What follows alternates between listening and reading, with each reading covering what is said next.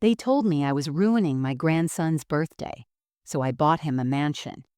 Instead, I've spent my whole life pouring every ounce of myself into others, love, time, sacrifices, only to be met with silence, coldness, or worse, cruelty. He stood there, eyes sharp, voice dripping with contempt, telling me I was nothing but a burden. The same hands I held through his storms pushed me away without a second thought. I felt my chest tighten, my hands trembling, not from weakness, but from the weight of every unspoken word, every stolen moment of my own happiness. How had I let myself become invisible to the one I gave everything to? But tonight, something inside me broke free. I'm not his doormat, his punching bag, or his forgotten promise. I'm not the woman who will keep sacrificing for someone too blind to see my worth. My name is Eleanor. I'm 67 years old, and this is the moment I reclaim my life. Some women bloom in their 20s, others in their 40s. I bloomed somewhere in the creases of my 60s, right when the world expected me to fade quietly into the background. I used to think I had it all figured out. 2 children, 4 grandchildren, a modest but comfortable home on the edge of a sleepy Oregon town, and a husband who, while emotionally distant, was at least predictable. I wasn't looking for magic, just peace. But even peace, I've learned, can be deceiving. Mornings used to be my sanctuary. I'd wake before the sun, brew my coffee in the dark, and sit at the window wrapped in my knitted shawl. The stillness comforted me. I'd watch the light stretch over the pine trees and imagine the kind of woman I might have been if I hadn't always been someone else's. Something. A mother. A wife. A caregiver. A fixer. My daughter, Rachel, used to say I gave too much, that I let people take pieces of me and never asked for them back. She wasn't wrong. I always believed that love meant sacrifice. So I sacrificed. I sacrificed my career to raise children, my savings to help my son through his 3rd divorce, my time to babysit grandkids, and my pride more times than I can count. Birthdays, holidays, even my own anniversaries were about everyone else. I made the cakes, bought the gifts, smiled in the family photos. I was the background, and I told myself that was okay. That was what grandmothers did, what mothers did, what good wives did. But if I'm being honest, I'd started to feel the cracks long before it all shattered. There were subtle signs, the way no one really asked how I was doing anymore, how my husband had taken to long silences instead of conversation, and how I always seemed to be the last to know anything. Rachel stopped calling as much. My son, Mark, came around only when he needed something, and then there was the birthday party. My grandson, Liam, was turning 8. I had been planning it for weeks: balloons, streamers, dinosaur-themed cupcakes, and little fossil excavation kits I'd spent hours assembling. But when I mentioned it at dinner one night, the room went quiet. My husband looked at me like I was discussing the weather. Mark shrugged, muttered something about how kids don't care about all that stuff anymore. Rachel gave me a look, half pity, half impatience. "You're doing too much, Mom. You always do too much," she said. I laughed it off, like I always did. But the words stuck to me like wet leaves. Too much. Maybe I was. Maybe I had poured so much into everyone else, they had stopped seeing me altogether. Still, I kept planning. I kept baking. I kept smiling. Because that's what I knew how to do. That's what love looked like to me. Effort. Presence. Dedication. The day before Liam's birthday, I was alone in the kitchen, frosting cupcakes with green dinosaur claws when I felt it. A tightness in my chest. Not quite pain, but not far from it either. Not physical, not entirely. More like a sadness so deep it had nowhere else to go. I looked around at the clean counters, the balloons waiting in the hallway, the carefully wrapped presents, and I realized I couldn't remember the last time someone had done something thoughtful for me. Not just remembered my birthday, but really seen me. I told myself it didn't matter. That was the bargain I'd made long ago. But the truth had started to leak in, drop by drop. I was lonely. Not alone, but lonely in the kind of way that feels like standing in a crowded room and still being invisible. That night, I found myself lying in bed next to a man who hadn't touched me in months, let alone asked how I felt. I turned to face the wall and whispered into the silence, "Is this it?" And I didn't mean life. I meant me. Is this all I would ever be?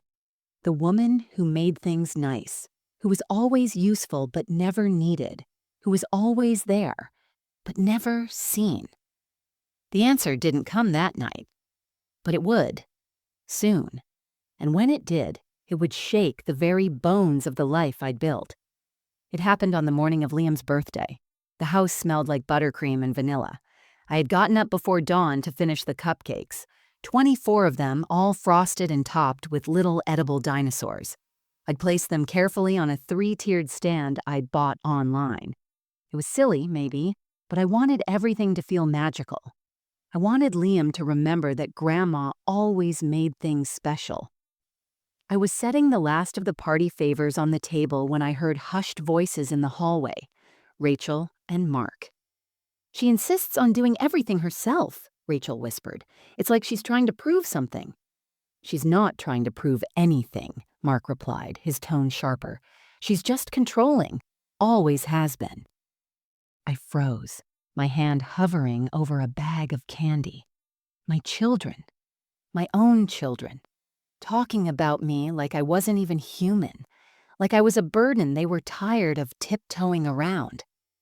"I told Dad she's getting worse," Rachel continued. "Obsessing over details, micromanaging everything. It's exhausting. She nearly had a meltdown over balloon colors last night." "I don't blame Dad for staying out of it," Mark said. "I wouldn't want to deal with her either." Something inside me cracked, not loud like a shatter, quiet like a hairline fracture, small enough to miss but enough to change everything. I didn't even know what I was doing as I walked into the hallway.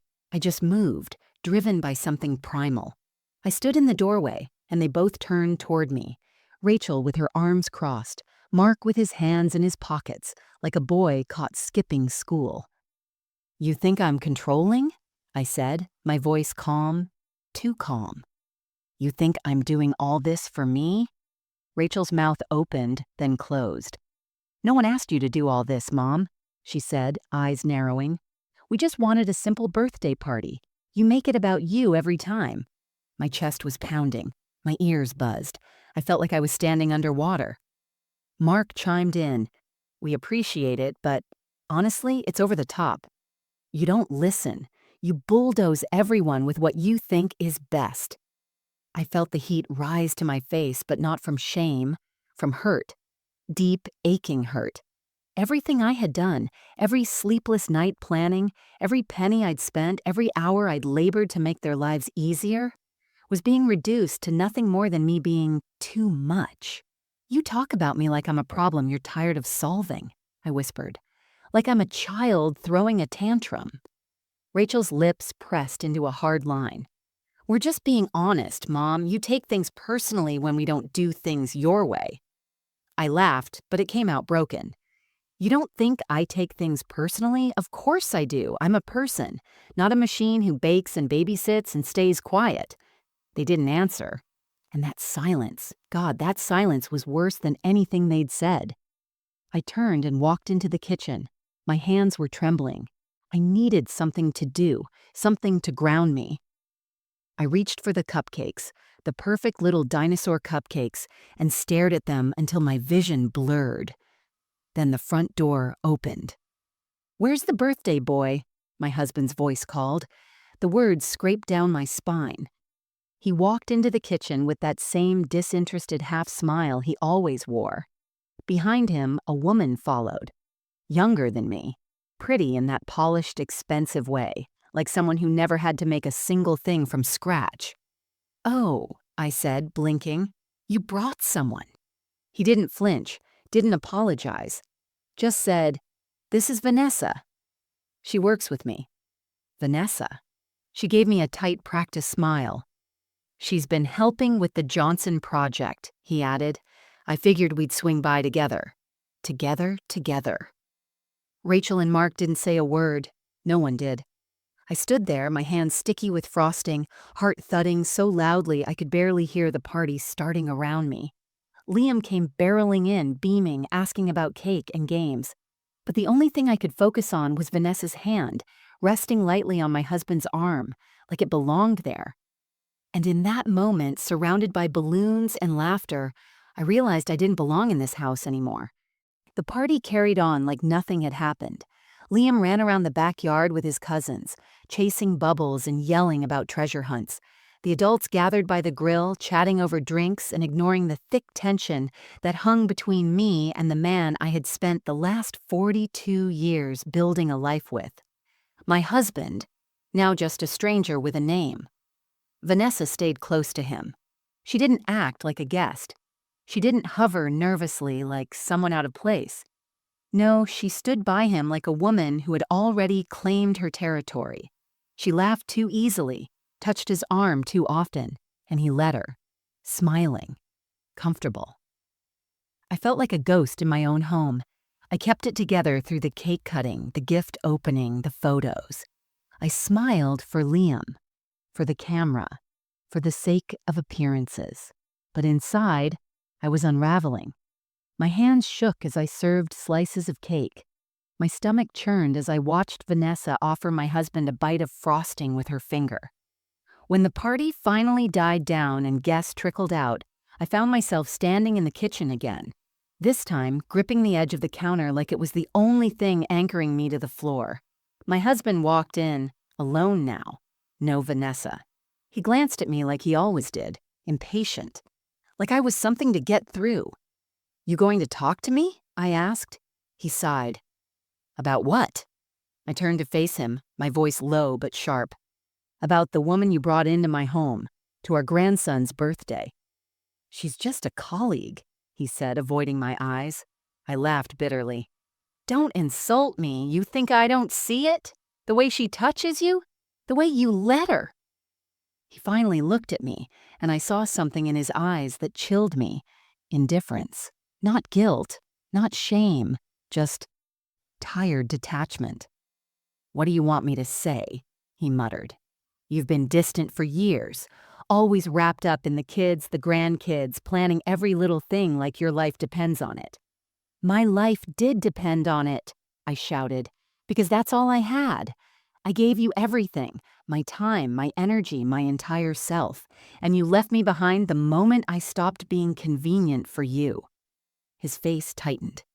"This isn't about Vanessa." I stepped closer, feeling the rage build like a storm inside my chest. "Then what is it about, huh? The fact that I wasn't soft enough, quiet enough, that I asked too much of you when all I wanted was for you to see me?" "You wanted control," he snapped. "Every detail, every holiday, every decision, always yours. You never asked what I wanted." I blinked. "So you found someone who does." Silence. "Is it serious?" I asked, and the words felt like shards of glass slicing my throat on the way out. He didn't answer. And that silence, God, it was deafening. It told me everything. "You didn't even have the decency to tell me," I whispered. "You brought her here into my kitchen while I was frosting cupcakes for our grandson." His jaw clenched. "I didn't plan it like that." "You didn't not plan it either," I said. "You wanted me to see. You wanted to punish me for something I didn't even know I was guilty of." "I didn't mean to hurt you," he mumbled, but there was no weight to it. No sincerity. I straightened, my spine stiff with fury and disbelief. "Well," I said, voice trembling but firm, "you did. And now I'm done pretending. I won't be the woman who looks the other way. I won't be your shadow." His face hardened, but I didn't care anymore. "I'm not asking for explanations," I continued. "I'm not asking for apologies. I'm asking for space, and you're going to give it to me." He scoffed. "And what, you're just going to walk away from everything?" I looked him straight in the eye. "Number, I'm not walking away. I'm finally walking toward myself." The house was silent by the time I went to bed. Rachel had taken Liam home after the party. Mark and his wife were long gone, and my husband, no, he, had retreated to the guest room without another word. I heard his door close with a soft click, like punctuation at the end of a sentence that I hadn't agreed to write. I sat at the edge of our bed, my bed, and stared at the indentation where his body used to rest each night, a shallow dip in the mattress that now looked more like a scar. I didn't cry, not yet. Instead, I sat there numb, hands folded in my lap, chest heavy with something I couldn't yet name. It wasn't just heartbreak. It wasn't even betrayal. It was the hollow ache of realization, the sudden understanding that I had lived an entire life believing in something that had never truly been mutual. I used to believe love was shown in actions. Me cooking every meal, organizing every family gathering, remembering birthdays and anniversaries, being the glue that held us all together. I didn't ask for much. A thank you, a warm hand on mine, someone noticing when I was tired. But slowly over the years, that hand stopped reaching for mine. The thank yous grew fewer. The silence grew louder. I blamed life, work, stress. I made excuses for the emotional distance because it was easier than admitting what I feared, that I had become invisible in the very life I built. Now, I couldn't ignore it anymore. I got up and walked to the bathroom. The woman in the mirror looked like someone I hadn't properly seen in years, not just older, but tired in a way no sleep could fix. I touched my cheek. My skin was soft, but the years showed. The faint crow's feet at my eyes, the worry line etched into my forehead. I had always dismissed those signs as part of the journey, but now I saw them as markers of how much I had endured in silence. How many birthdays had I planned while carrying the weight of loneliness on my back? How many holidays had I filled with cheer, even when my heart felt like it was wrapped in fog? I leaned over the sink and took a deep breath, but it caught halfway through. And just like that, the tears came. Not the pretty kind. Not the kind you dab away with a tissue. These were raw, ugly sobs. I clung to the counter like it was keeping me afloat, my whole body shaking as grief poured out of me. Years of quiet resentment, of swallowed disappointment, of waiting for someone to ask how I was really doing. I wasn't just crying for his betrayal. I was crying for every time I let myself believe I didn't deserve more. I was crying for the woman who used to dream of passion and connection, who slowly replaced those dreams with routines and selflessness. I was crying for the years I wasted hoping he'd notice when I changed my hair, when I learned a new recipe, when I wore the earrings he once said he liked. I cried until there was nothing left but hiccups and the ringing quiet of the bathroom tiles. When I finally opened my eyes, I looked back in the mirror. My face was blotchy and red, but there was something else beneath the mess, a flicker, a strange, quiet defiance. I wasn't broken.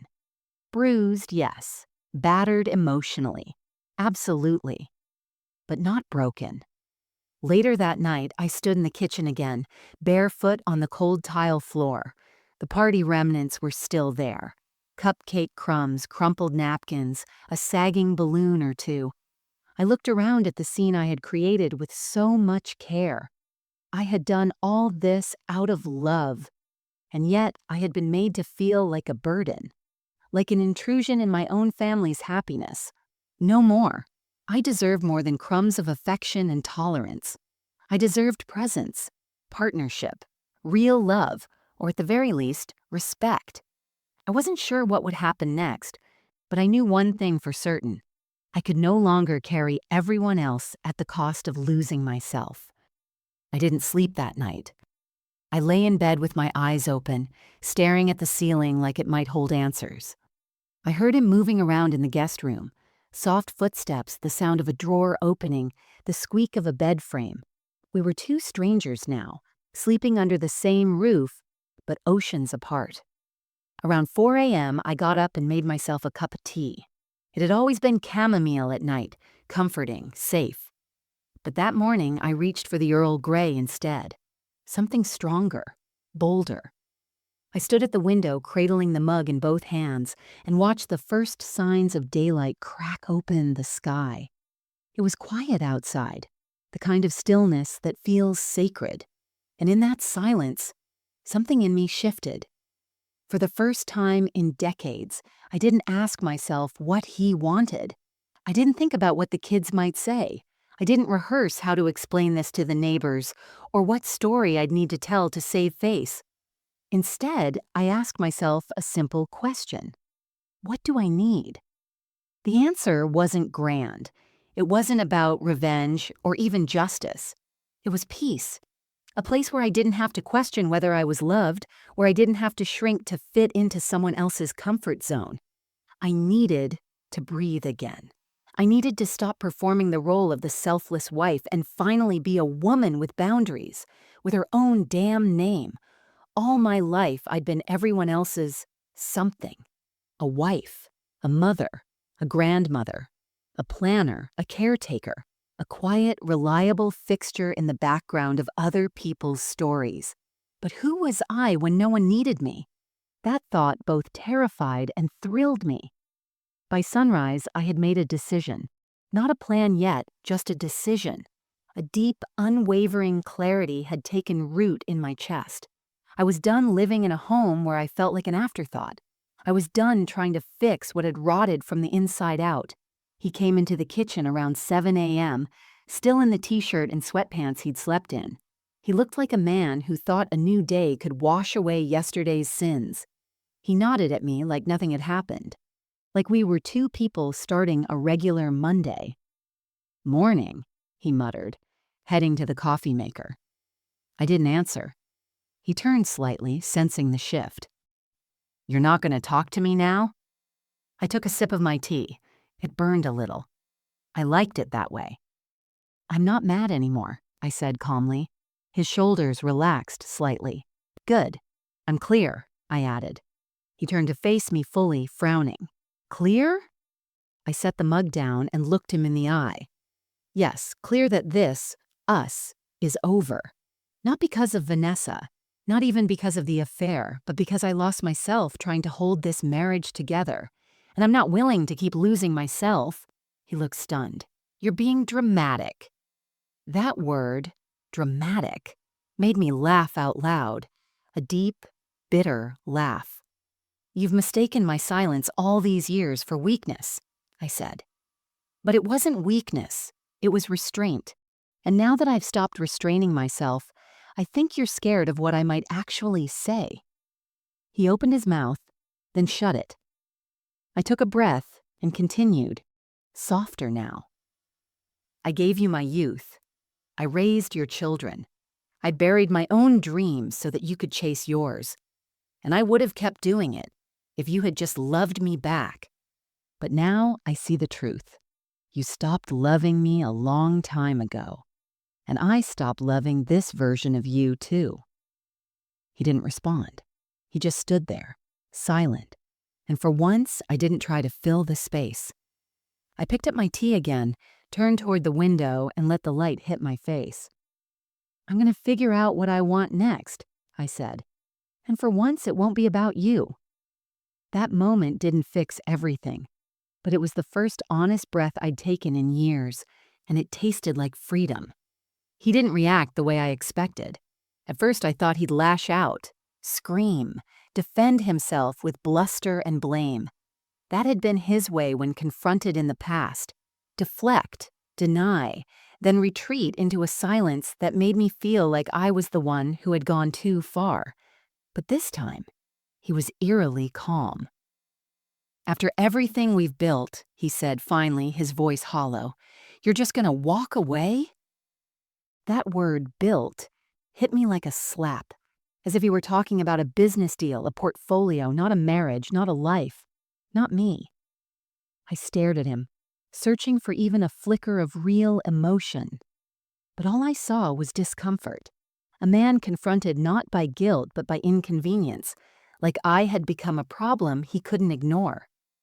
"No," I said. "I already walked away a long time ago. I just didn't realize it until now."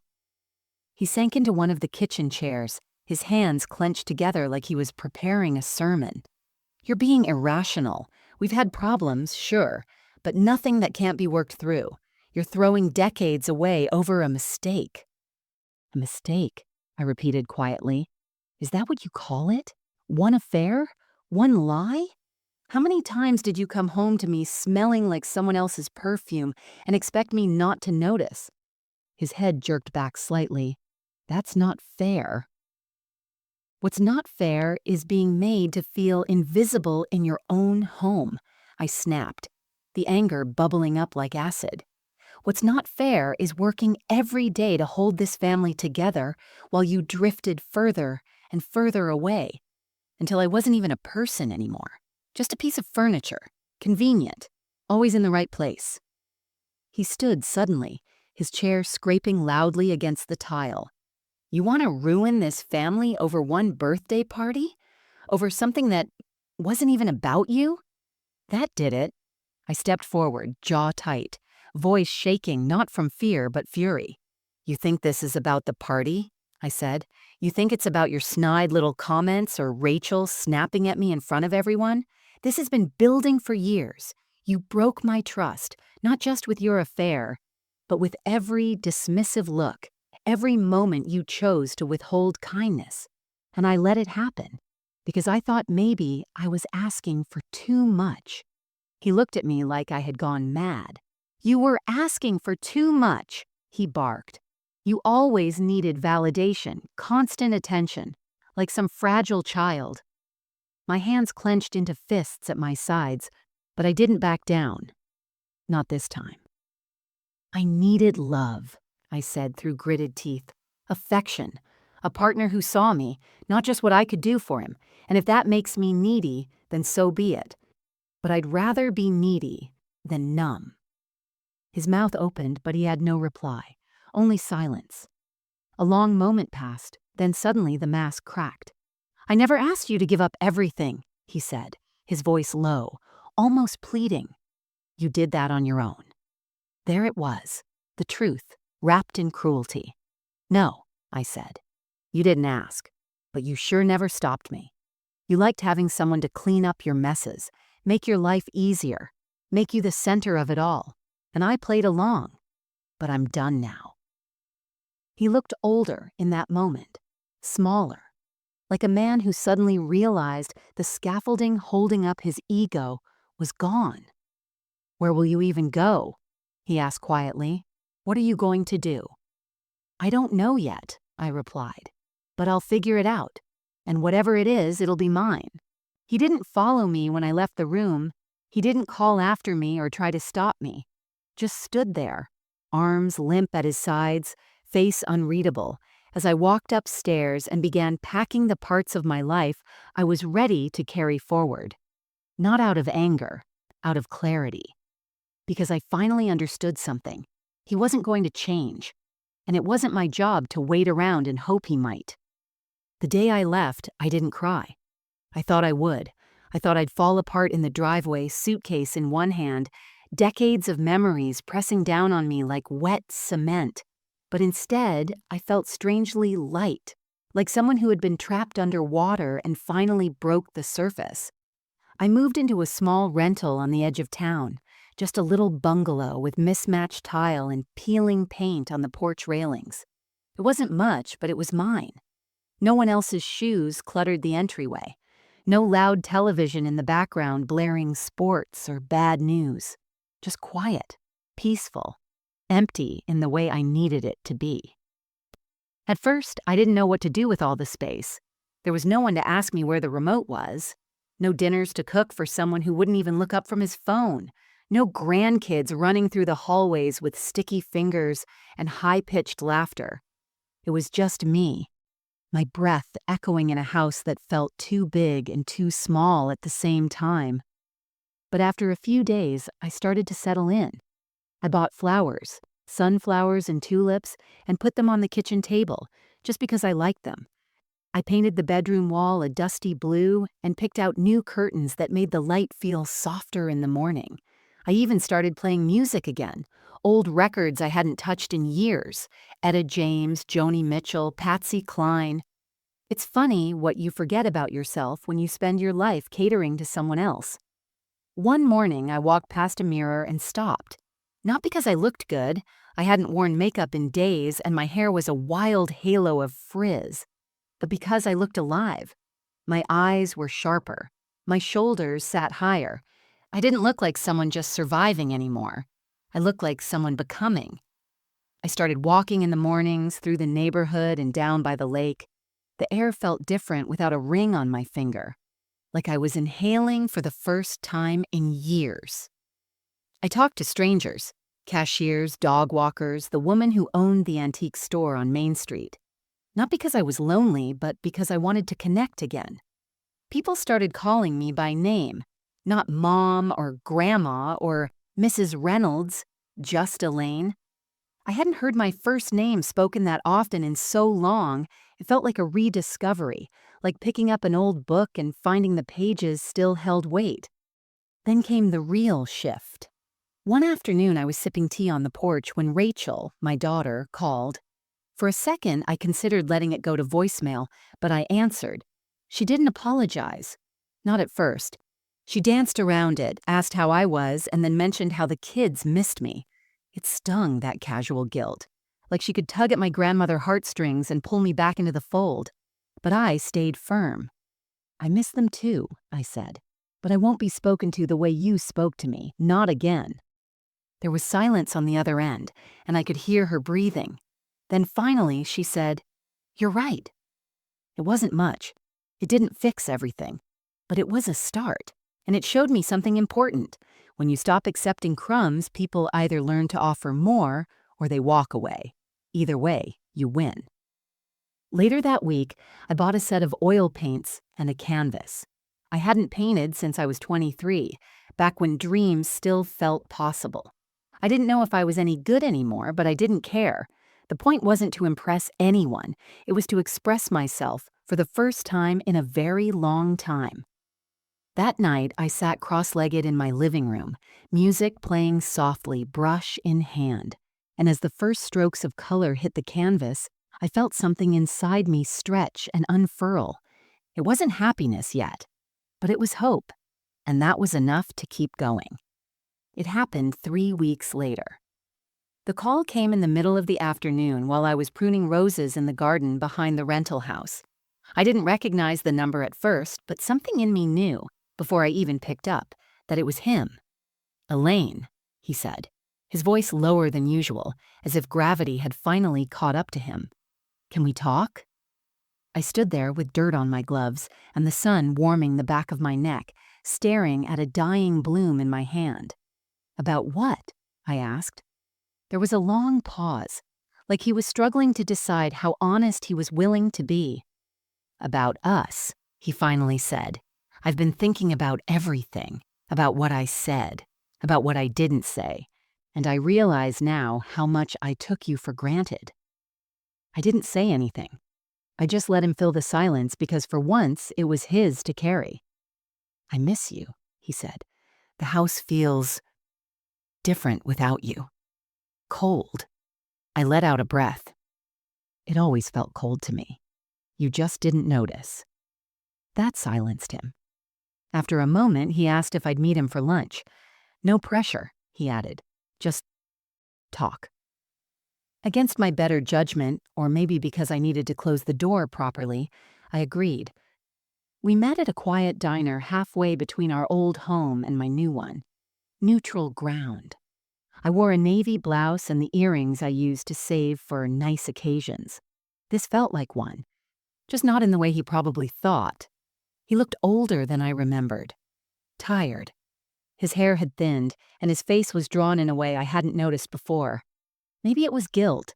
Maybe it was just the first time I was really looking at him without rose-colored lenses. We exchanged pleasantries, ordered food neither of us touched, and danced around the conversation like strangers on a tightrope. Finally, I said, "Why did you ask me here?" He looked me straight in the eye. "Because I want you to come home." The words didn't hit me the way they once would have.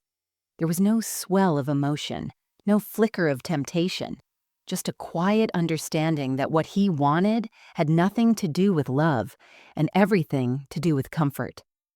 His comfort. "I don't think you understand," I said softly. That house is no longer my home. It stopped being home a long time ago. You're angry. I get that. No, I'm not, I said, and I meant it. I was furious, devastated, but now I'm just done. His shoulders slumped. So what? This is it? You're just giving up? Number, I'm choosing me, I said, my voice stronger now. For the first time in years, I'm not sacrificing myself to keep the peace, or to be convenient, or to be what someone else needs. I leaned forward, looking him in the eyes. The man I'd once loved, the man who had slowly chipped away at me until I barely recognized my own reflection. You had me, I said. You had all of me, and you didn't notice until I left. He said nothing. And that silence? That sealed it. I stood, left a few bills on the table, and paused before walking away. I hope you find what you're looking for, I said, but it won't be me. The drive home was quiet but not heavy. I didn't cry. I didn't replay the conversation over and over in my head. I didn't need to. That chapter was closed. I walked into my little house, kicked off my shoes, and opened all the windows. The spring breeze swept in like a blessing, rustling the curtains and filling the space with the scent of lilacs. I poured myself a glass of wine, sat on the porch, and watched the sun sink low across the horizon. Not every ending needs a dramatic finale. Some come with a soft sigh and the quiet knowledge that you've made the right choice. This was mine. And for the first time in a very long time, I wasn't waiting for anyone to tell me I was right. I knew I was. Just when I thought I was finally settling into this new rhythm, this life of quiet mornings and reclaimed afternoons, a new storm hit. It wasn't the kind of storm that slams the front door or shatters windows. No, this one came wrapped in words, whispered in conversations, and carried on the shoulders of people I thought I could trust. Rachel called again, but this time it wasn't about the kids or making amends. It was about the birthday. She said, "Mom, everyone thinks you're ruining Michael's birthday. They're worried about what you're doing to the family." The tightness in my chest hit fast, a sharp knot I couldn't swallow down. Ruining his birthday? Me? After all this time, after everything I'd done for that boy and for that family?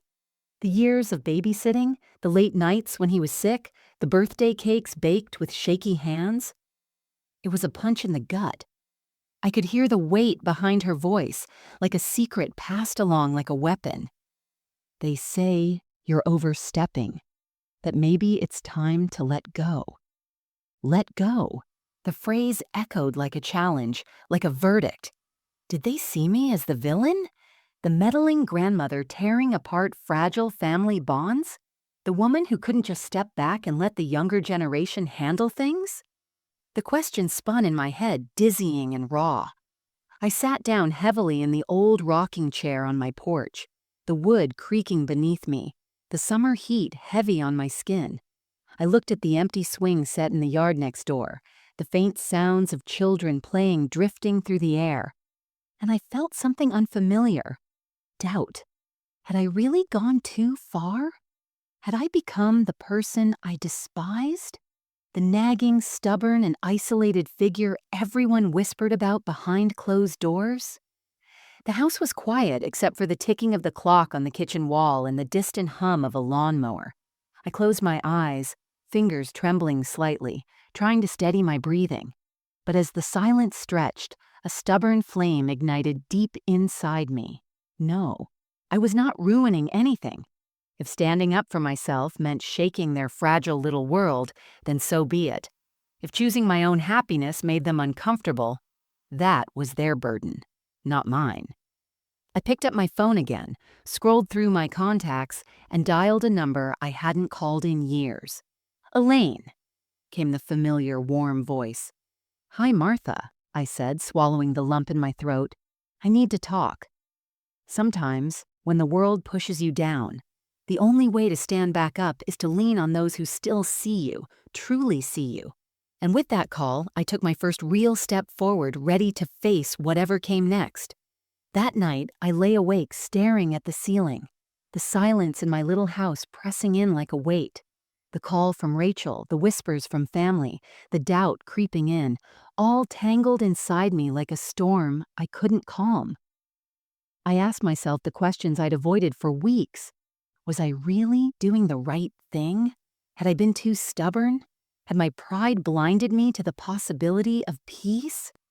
My hands trembled as I reached for the photo on my bedside table, the one of Michael, grinning with a face full of cake and crumbs in his hair. How had it come to this? How had love twisted into this complicated mess where wanting to protect him felt like tearing everything apart? I thought about the birthdays before the betrayal. Quiet, uncomfortable celebrations, strained smiles masking the tension that simmered just beneath the surface. Had I been complicit in accepting less than I deserved? Had I allowed myself to be pushed aside, convinced that keeping the peace was worth more than my own happiness? Tears pricked my eyes and I brushed them away, angry at myself for feeling so vulnerable. But vulnerability was part of this journey, part of what made me human, real, and capable of change. I remembered the moments when I felt alive again. The mornings by the lake, the paintbrush in my hand, the soft music filling the empty rooms. Those weren't just distractions. They were reclaiming pieces of myself I'd forgotten existed. The choice wasn't about sacrificing love or family. It was about choosing self-respect. I could walk away from the toxicity without walking away from love entirely. I could set boundaries without closing doors forever. And maybe, just maybe, forgiveness wasn't about forgetting or excusing. It was about freeing myself from the weight of pain. With that thought, I picked up my journal, the one I'd started months ago, and wrote down the promises I needed to keep, to protect my peace, to honor my feelings, and to move forward on my terms. The next morning, the doubt was still there, but it had softened. I felt stronger, more certain, not perfect, not invincible, but ready. Because sometimes reassessing isn't about second-guessing yourself. It's about making space to grow. The house felt emptier than ever. The walls, once filled with echoes of laughter, arguments, and even silent nights shared, now held only memories. Sometimes I'd catch myself reaching for the phone to call him, only to remember he wasn't the person I used to know. Not anymore. It wasn't easy. Facing the reality of a future without him was like standing on the edge of a cliff, heart pounding in my chest, the wind whipping at my hair, daring me to jump. I grieved more than I expected.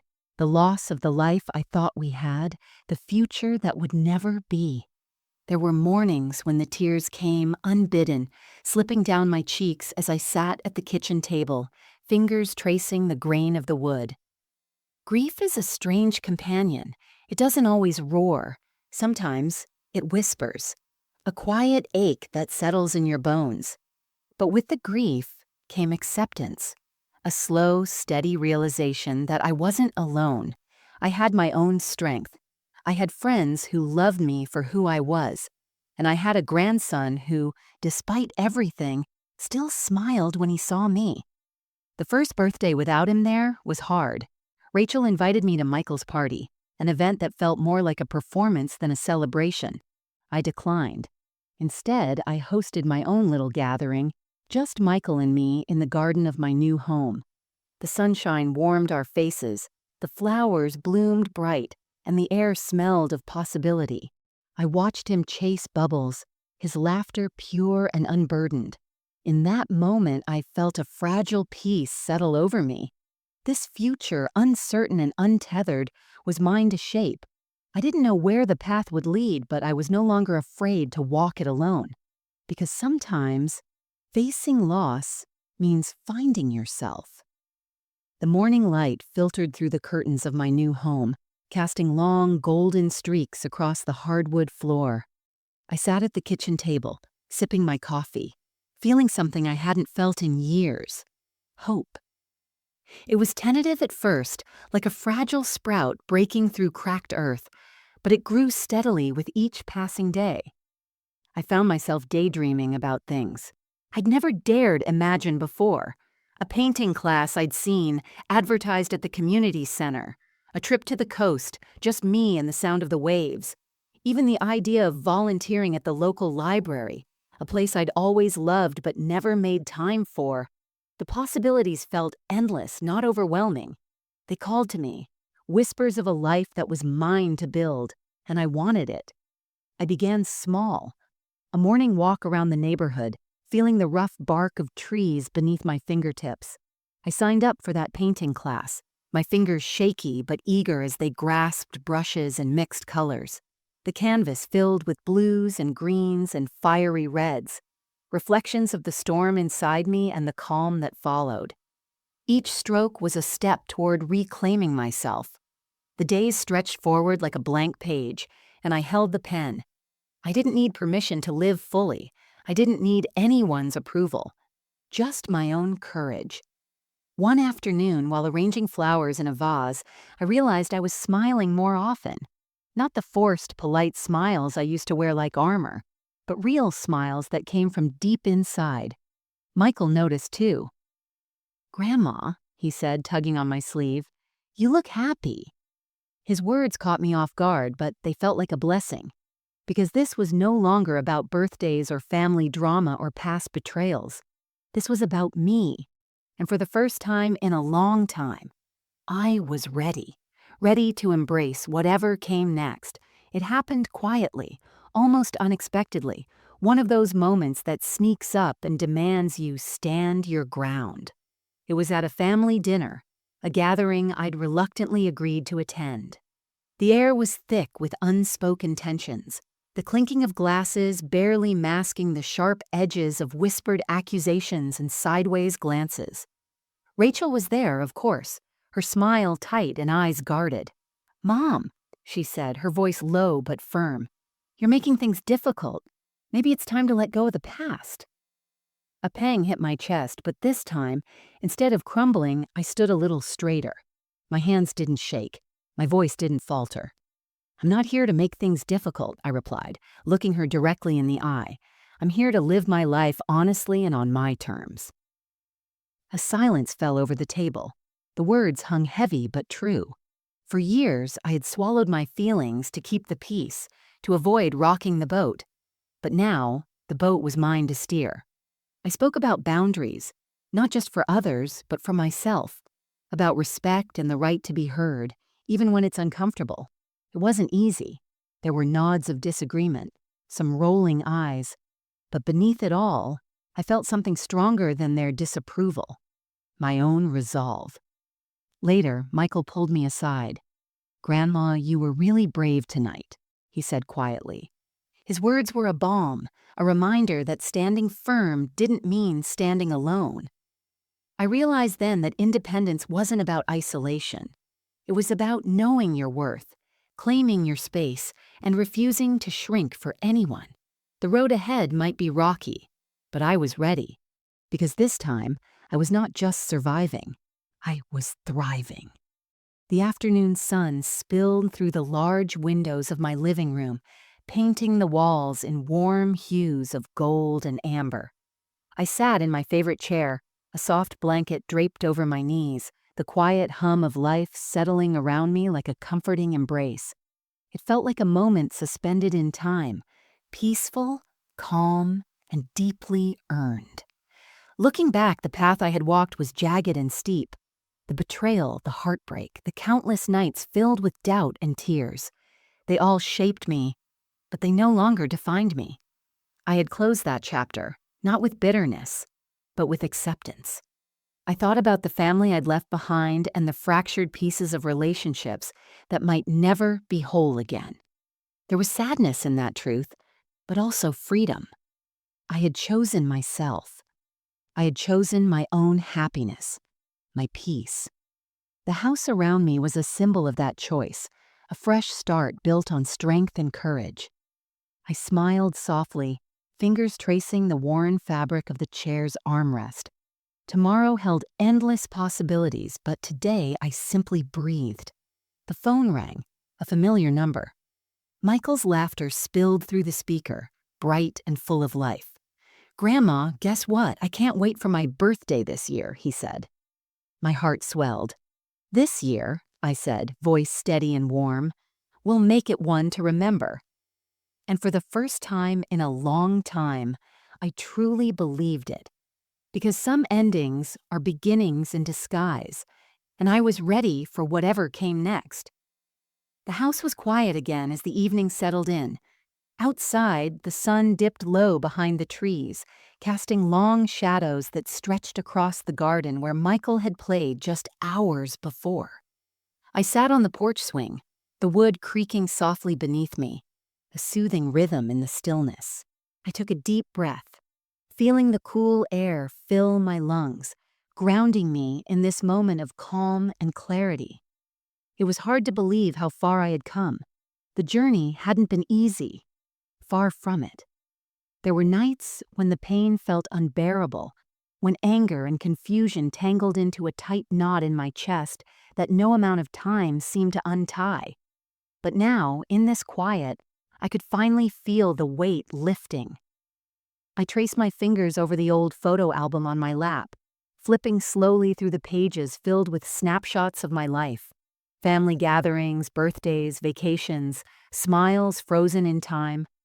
Some faces were missing now, some relationships forever changed.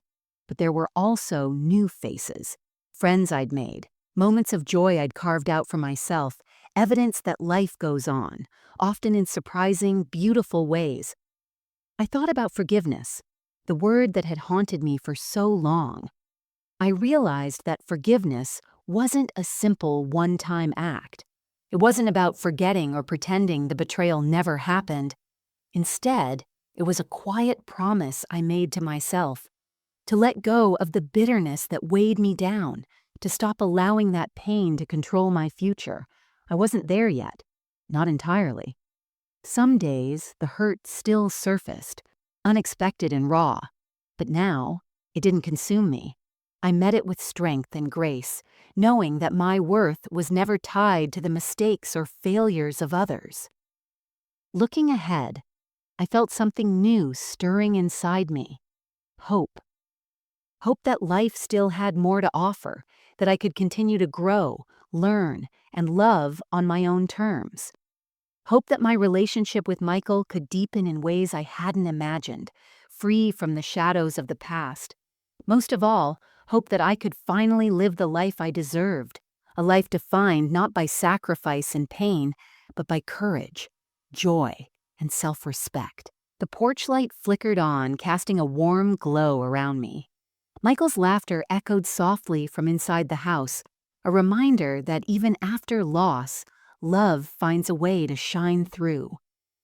I closed the photo album gently and stood, feeling the steady pulse of life beneath my feet. The road ahead was unknown, but I was ready, because I was no longer the woman who sacrificed everything for others at the expense of herself.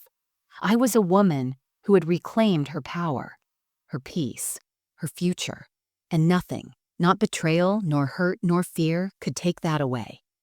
With a final breath of the cool evening air, I stepped inside, ready to face whatever came next.